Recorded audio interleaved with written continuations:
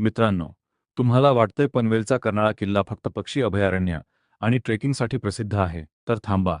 कारण नुकताच जूनमध्ये या गडावर 2 प्राचीन आणि गुप्त भुयारांचा शोध लागलाय.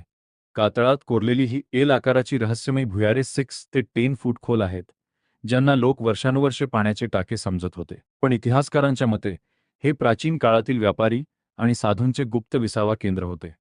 एवढंच नाही, तर गडाच्या मध्यभागी असलेला हा 125 फूट उंच अंगठ्यासारखा सुळका म्हणजेच पांडूचा बुरुज, जिथून 800 वर्षांपूर्वी शत्रूच्या हालचालींवर नजर ठेवली जायची.